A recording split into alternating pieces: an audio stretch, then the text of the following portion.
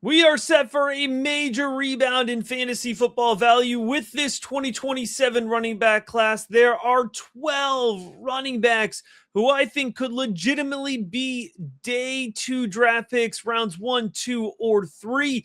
I'm going to go through their production profile, tape review, talk about their legitimate fantasy football projection, and what we need to see out of them in this 2026 season. And I'm going to finish up this episode with about a half dozen honorable mentions.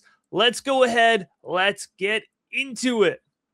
Let's start here with my clear and away, hands down running back one at this point in the process in a tier of his own is Kewan Lacy, 5'11", 210 out of Ole Miss. The production profile looks really fantastic over the course of his first few seasons here. 104 rushing yards per game in 2025. He has 24 career rushing touchdowns. You have to love 2.5 runs of 10 plus yards per game last season. He is an explosive big play threat. That's one of the things that is going to boost a player up in my fantasy football rankings here. What's the ceiling? What's the upside? Kewan Lacy comes with a lot of that. When you look at his explosiveness, he's got quick, twitchy feet, but he pairs that really nicely with an explosive run style, but he's under control at all times. So for a guy to be 210, explosive, and under control, that checks a lot of boxes on its own. Then let's put into consideration here the fact that he powers through SEC front seven defenders with really fantastic contact balance. He's going to get knocked for the scheme he plays in. It's a lot of open space, right, with Lane Kiffin the last 2 years. The scheme's going to be similar, not totally the same this year. So we're looking for Lacy to have that same level of production this season. If so, for me, he is well on his way to being a first-round NFL draft pick. I think we're looking at top 20 pick. I think he's going to be in the conversation around where Ashton Jeanty was in the conversation. We now, folks, we've got back-to-back years with a top 10 running back. The precedent is set. And we could be looking at Lacy in a similar conversation. I'm not saying I'm there yet as a top 10 pick, but he's certainly in the first round conversation for me. I'm always thinking about how does this guy pair out into a fantasy football projection sheet, right? Over at rookiebigboard.com, we have seasonal projections. I'm always thinking about how do my rookies translate in that way. I think Kewan Lacy is going to be a top 12 running back. When I use this projection, I'm talking about the first 2 years of their NFL career. I think he's going to average out to be a top 12 running back. He's going to make a big impact. This is somebody who should be going 103, 104, even in super flex leagues at the absolute latest. I'm a big fan of Kewan Lacy. Folks, if you are a fan of this video or if you learn even one new thing, do me a huge, huge favor. Give the video a like. It really helps get more eyeballs out there. And I'm trying to get more eyeballs out there, not just for me, but because I'm hype about this 2027 class. I want to talk about it, and I want to enjoy this process with you. Jadan Baugh, he is my running back too. He is a tier down here, but I am excited about Jadan Baugh. What's there to be excited about? Let's start with the frame here. 6'1", 231. He's coming out of Florida. He could have hit the transfer portal. He could be playing at any school in the country. I thought he would be. He chose to go back to Florida. Brand new scheme here. All right. Billy Napier's out. John Summerall is in. And John Summerall, he made a name for himself at the G6 level here, running the ball. And I think Jadan Baugh is going to go from a very efficient production profile to somebody who's able to score with consistency and with good volume. Last year, he ran the ball 97 yards per game. That was heavily weighted towards the back end of the season. He had a couple of games where they threw the entire team on his back, 200 plus yards towards the end of the season in a single game. So he had some big games. It wasn't week in and week out. That's what we want to see from him in 2027. But the profile overall is really good. Almost 3 runs of 10 plus yards per game for a guy who's 230. That's really impressive. And a 34.3% breakaway rate. I mean, that's a really nice number as well. But what I think a lot of folks are going to center the conversation in for Jadan Baugh is his power. 3.47 yards per attempt after contact, and that shows up on his tape as well. He's powerful, folks, but it's not just about having play strength. He's powerful at the point of contact. He wins leverage. He finishes forward. That's really important when you're considering there's strength and then there's play strength. And Jadan Baugh, he gets the most yardage out of every run, and that's a huge thing for the NFL. NFL evaluators love seeing a guy who gets 3 yards instead of 1 yard on first down. That makes a huge difference to the way an NFL offense runs. But for a guy who's 231, I think he's pretty quick to the edge, and he's not going to have the best top speed in the class. Certainly not. But he gets to his top speed quickly. So good acceleration, pretty light on his feet, again, relative to his frame. And I think he's a bit underrated as a pass catcher. I think he's got solid hands. He turns upfield well after the catch. Baugh, for me, he's at the very top of this weekly starter tier, this top 24 running back tier. So you could consider this more of a top 16 running back projection here for Jadan Baugh. I think he's going to come in. He's going to make an immediate impact. He's not a locked-in first-round pick for me right now. He's more in that pick 20 to 40 range. But if you had to make me lean one way or another, he's a first-round talent. So I think Jadan Baugh, he's going to hear his name called on day one. Again, if he considers this or he continues this production up at this level, piles up some more really good tape for Florida in this John Summerall offense. All right, this is where things start to go a little off the rails, and I do want your feedback. I legitimately enjoy the conversation in the comments. Even when you don't agree with me, I'm happy to go back and forth about it. This is a little bit of a home run swing right now. All right, and Isaac Brown, he grades out very well in the formula. By the way, folks, again, all of these scouting reports, in-depth player profiles, full article of breaking down all of these running backs has actually been available for over a week over at rookiebigboard.com. You want to get ahead of your league mates. And the way the formula builds out here for Isaac Brown, it's a lot of checks here. 90 yards per game. He's very efficient. 63.4 breakaway score. 63.4%. That's an incredible number. 7.2 yards per carry. He is a very, very efficient running back. You watch his tape, it's hard not to get excited. Game-changing acceleration. We are talking about true breakaway speed. We overuse the phrase home run hitter. I mean, Isaac Brown can hit a home run every single time he touches the ball. The way I talk about him with that upside potential, it reminds me of the way I talked about Travis Etienne back when he was coming out of Clemson. Every time he touched the ball, he could break it off for 70 and a touchdown. And you get a little bit of that with Isaac Brown as well. You pair that speed here with the ability to anticipate space well.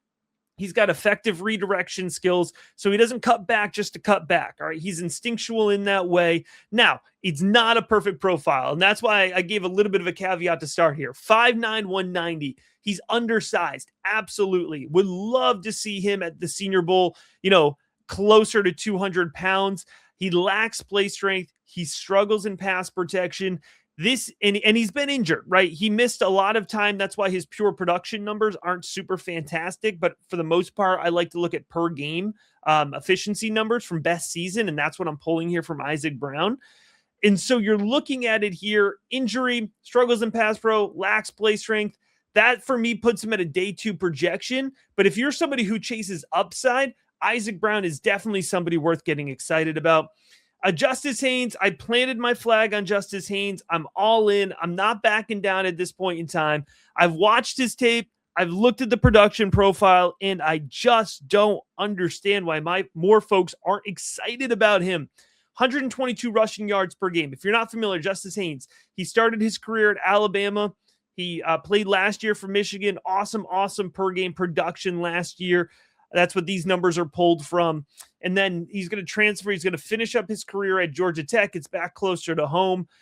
122 rushing yards per game, 3.77 yards per attempt after contact, 2.57 runs of 10 plus per game.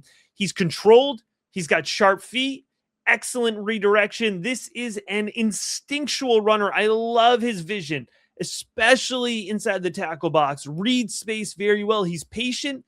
He lets the play unfold, but then he sees space. He hits space once it opens up. 210, he was running through Big Ten defenders. Awesome contact balance. And here's my thing. Here's why I'm so excited about Justice Haynes. You go back, you watch the Alabama tape, legitimate route runner. I mean, he was running wheel routes. He was running angle routes. He was running drags over the middle of the field. He was running curl routes. They had at that point, they had a stacked running back room in Alabama, so they had to get him on the field somehow. They were lining him up out wide, split in as a wide receiver, and he looked awesome. He did less of that at Michigan because he was such a volume back before he got injured and missed the last 6 weeks of the 2025 season.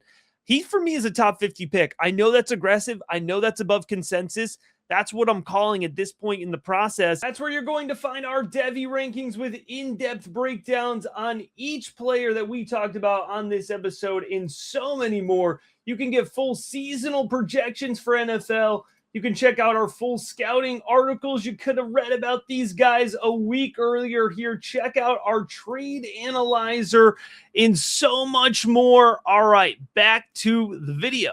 And that's going to equal top 24 running back for me. So now at this point in the episode, I am sure you are already typing in the comments, Ahmad Hardy disrespect. I heard you in the mock draft episode. I understand that. I hope I am wrong about Ahmad Hardy. I didn't want to be here either, folks. But I just left his tape review with a bit challenged in terms of how do I make this work for actual fantasy football production? That's what I'm talking about here. This is a fantasy football channel. This is a fantasy football video, right?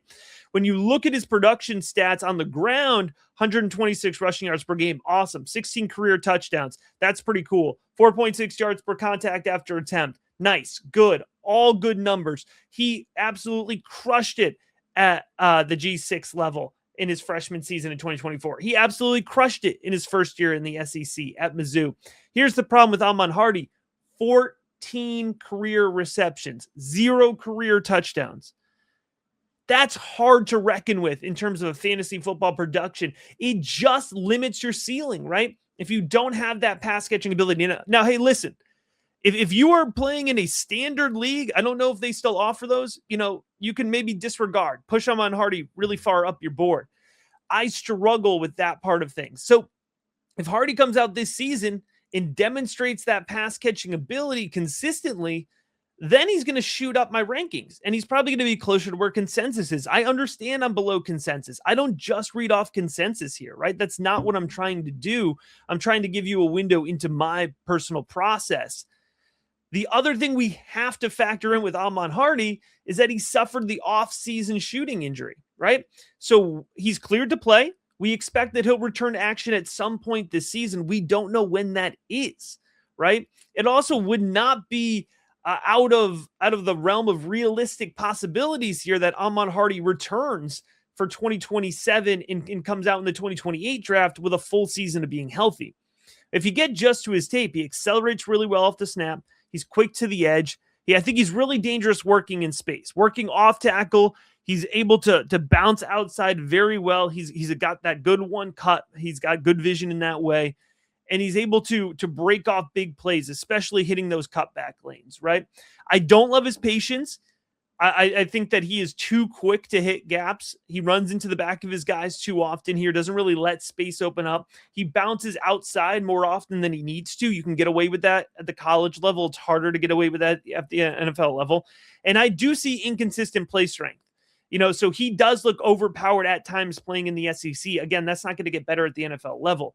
Ahmad Hardy's a great player. I'm just proceeding with some realistic caution at this point in time. Back to my guys here. LJ Martin, this is my guy. This is my flag plant. Take this away from the episode. LJ Martin and Justice Haynes, if nobody else. 6'2", 220 out of BYU, decisive off the snap. He hits open gaps hard. He's powerful. He is violent at the point of contact. He attacks the ball. I thought he would have been a day 2 pick if he came out in this last year's draft. I'm sure BYU paid him very well to come back, lead this team, push for a Big 12 championship. I definitely understand his move, even in a stronger running back class. I think he's a day 2 pick. Big piece of that vision. Excellent vision between the tackles. Love his ability to hit cutback lanes. Sticky hands. Another guy underrated as a pass catcher. Sticky hands.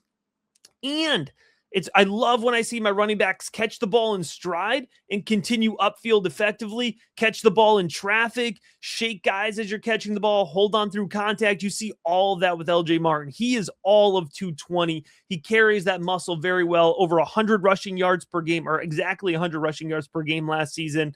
3.7 yards per contact after attempt, or yards per attempt after contact. He is a big play threat in a strong frame body. He's not going to go to Indianapolis and crush the combine in terms of the 40 time or the 3-cone drill. So he's probably not in this day one conversation, but somebody is going to get really good value round 2 or 3 of the NFL draft. And somebody's going to get really good value drafting him late first round, early second round of their rookie drafts next year. Next up here is Mark Fletcher, 6'2", 225. Folks, if you want to pick up on a theme of this running back class, not only the depth of value here, but also keeping in mind the size. These guys, a lot of these guys I'm talking about, larger guys that can carry more volume, and that's going to equal fantasy football potential. When you're watching Mark Fletcher, it is size, it is power. He wins with excellent contact balance. He's powerful up against ACC defenders, but he also was a huge piece, and he showed his ability to win at the win leverage at the point of contact.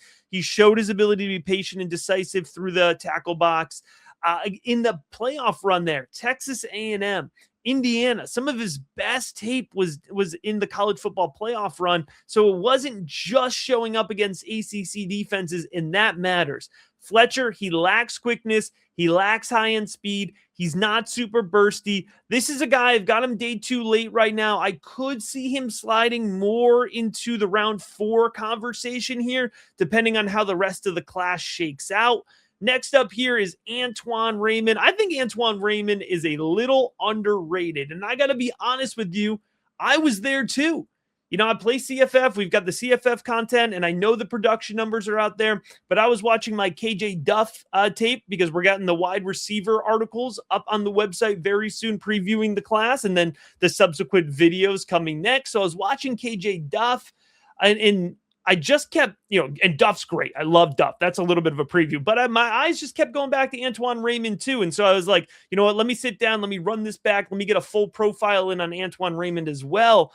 And what I liked, what caught my eye, it was the decisiveness. He gets the most out of all the space provided for him, right? And we've got a little bit of a run now here. We don't scout the helmet, folks. We got a little bit of a run with these Rutgers running backs. You've got Isaiah Pacheco, who we were a little bullish on, and then we've got Kyle Monangai, who we were very bullish on, all right? That was a guy who popped throughout the rookie big board process back with that 2025 class. But now we've got Antwan Raymond here, who could be the next Rutgers guy up. I love his ability to redirect well, especially off tackle. He redirects very well in tight space. He wins in a phone booth, as we would say, right? So again, he's getting the most out of the opportunities provided for him. The Rutgers offensive line against Big 12 defenses did not provide a lot of space for him, but he was able to win and push back front 7 defenders with a low center of gravity, good play strength. He's listed at 205. I don't believe it. I think he's got to be 215 or 220 because he was pushing guys back, but he is bursty. He gets off the line. He shoots gaps very well. Again, another guy, I don't think he's necessarily going to be going, round or going to Indianapolis and impressing, turning heads with that athleticism. So I think he's more of a day 3 early pick, round 4 or round 5. But draft capital, folks, it's an important thing in the process. It's not the only thing. I think he could fit into what I would put my flex filler tier, right? Top 36 running back, averaging out to be a weekly running back, 30 to 35, 40, somewhere in that range. That doesn't sound super flashy, but you need these guys on your roster. And I do think Antwan Raymond, 3rd round rookie draft pick next year, can return some really nice value. Jordan Marshall, 5'11", 216, Michigan. Definitely looking for Jordan Marshall to take that next step this year. I think what we saw from him was really encouraging.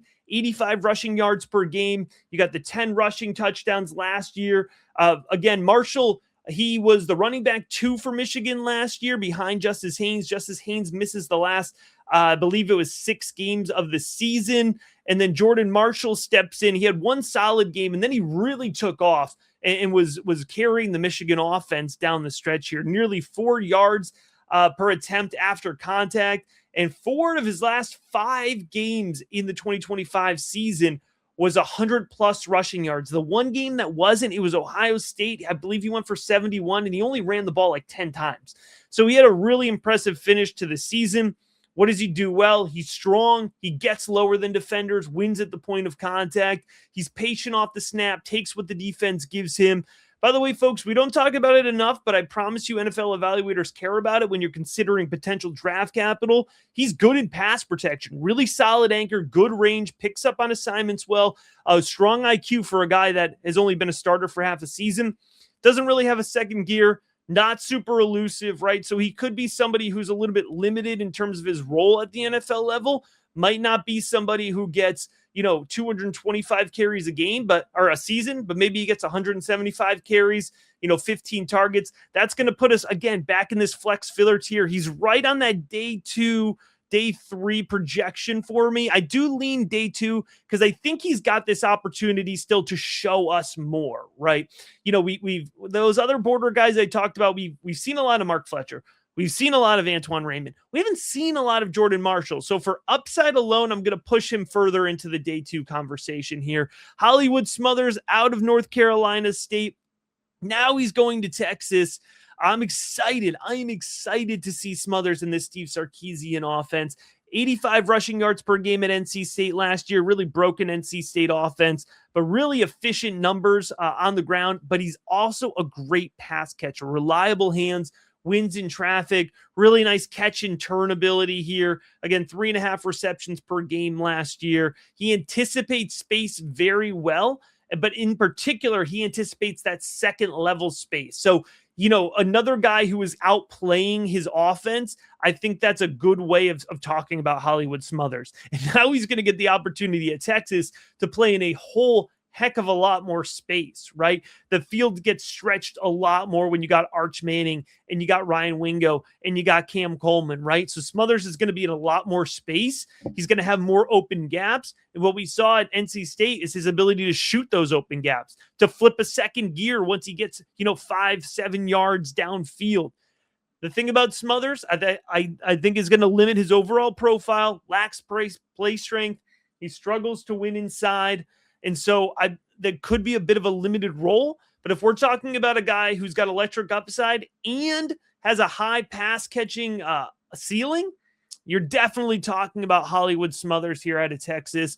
Nate Frazier, 5'10", 210 out of Georgia. Folks, consider me on the Nate Frazier train. All right, a lot of folks are off Nate Frazier. I understand. You look at the production profile, 67 yards per game, but it was just 12.5 carries per game, 5.5 yards per carry. 6 rushing touchdowns last year. It's not terrible. I like what I see with my eyes. I do want to point out, Frazier might be a better NFL player than a fantasy player, so that's why he's a bit lower here on this video, but still somebody who I am very excited about. You just watch his tape and you get hype. You can't help but get excited when you see him running for Georgia, attacks the point of contact, explosive through his cuts. I mean, explosive is the word. Bursty off the snap, good contact balance, overall controls his body very well. He's hard to wrap.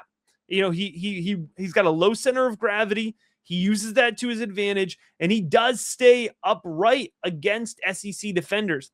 Lacks breakaway speed, really limited in space. I mean, we've really seen him working one note, and I understand why folks are lower on him, but I definitely see the upside here with Nate Frazier. I think there's a lot to get excited about. Raleek Brown, 5'9", 195 at Texas. A little bit less here with Raleek Brown in terms of excitement, but I definitely see it, right? I can piece it together. 95 rushing yards per game for Arizona State last year.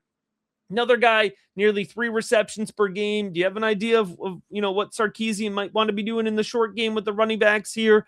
45.8% breakaway rate. That's really fantastic. He's got reliable hands. He's effective turning upfield, so a nice extension of the passing game. He can really line up around the field, a legitimate route runner, and we saw that at Arizona State last year. They played him out of the slot a decent amount, ran him downfield. He worked routes through the short field. I mean, this is a guy that Sark can move around. So I think Smothers, he's going to be primarily in the backfield. I think Smothers is probably going to be a little bit more of your volume back, 2 down back, and Raleek Brown's going to be a little bit more of the pass catching guy. You move him around a little bit. a little bit more of your versatile weapon. Maybe you put him in motion, jet sweeps, you get the toss, those sorts of things, because you really want to play into Raleek Brown's lateral agility, right? You want to play into his elusiveness. You want to play into his convincing feet. He can really break guys and win in space, and that's going to be really important to how Raleek Brown wins not only at Texas, but at the NFL level.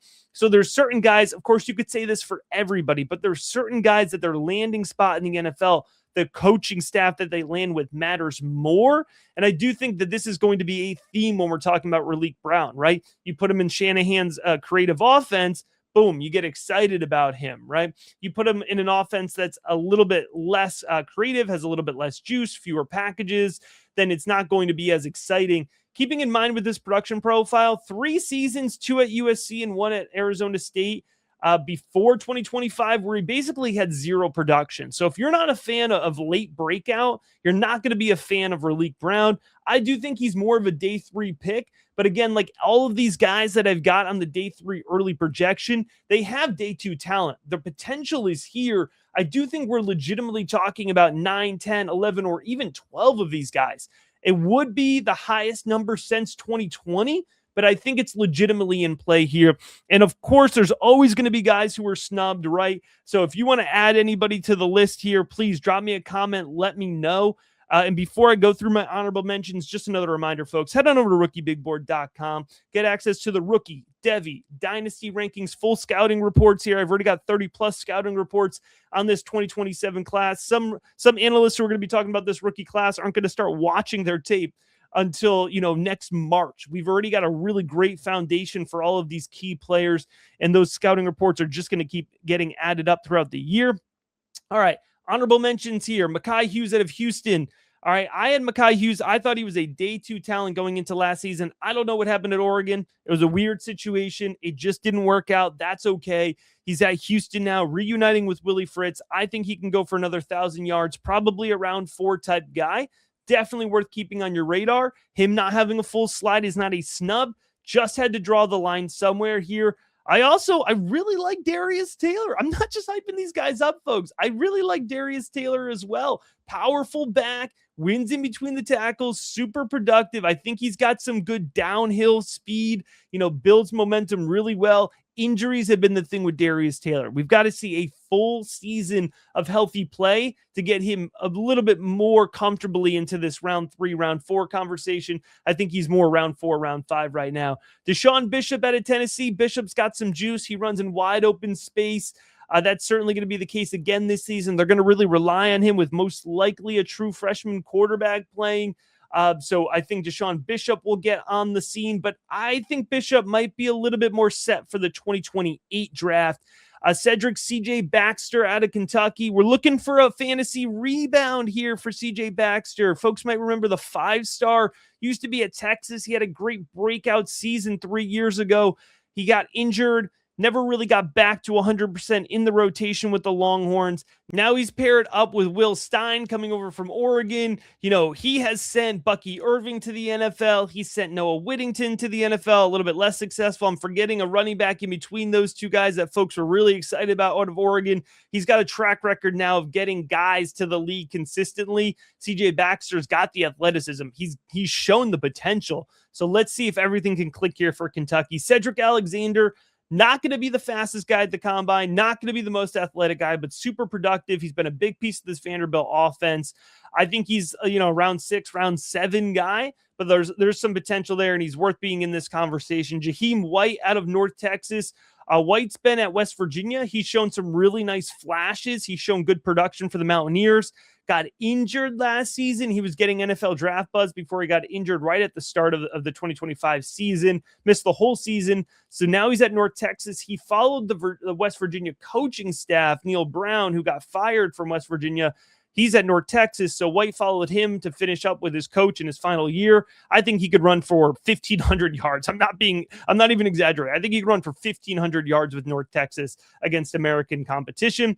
Kendrick Raphael out of SMU, a little bit more of a late round guy, maybe a round 7 guy, around 5 guy potentially, but somebody who's got some good juice, some good NFL draft buzz, some good production there, and he should be a key piece of this SMU offense. Trey Wisner out of Florida State. if you go back to 2024, Wisner's tape Wisner's tape at Texas was really good. I mean, again, not somebody who's super elusive, not somebody who's super, twitchy, but can just power in between the tackles. We see these guys go every year, round 6 or round 7, and they end up being fantasy relevant, right? Adam Muhammad, we've only really have maybe a half a season of real production, of real example, but he played well at Washington. There were flashes.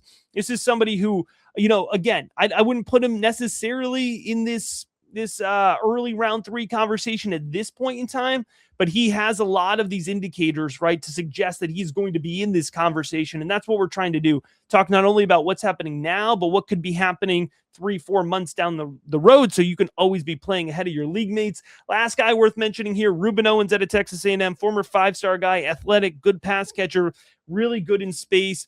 But let's see if he can stay healthy for a full season, have that strong production. That's going to be a key piece of what we see from Ruben Owens. So there you have it here, folks. Those are the 12 running backs that I think have day 2 potential here, with a half dozen, or a little bit more than a half dozen, actually, honorable mentions. Again, if you enjoyed this video, if you learned even one new thing, do me a huge favor. Give the video a like, and we're going to be back soon with some more league-winning fantasy football advice. Hey, if you're enjoying this video, I encourage you to head on over to rookiebigboard.com.